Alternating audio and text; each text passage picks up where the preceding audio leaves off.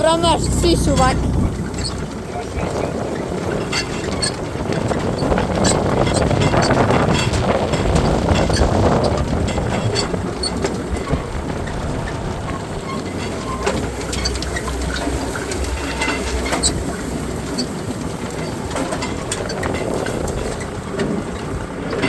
Pita nas je samo voza.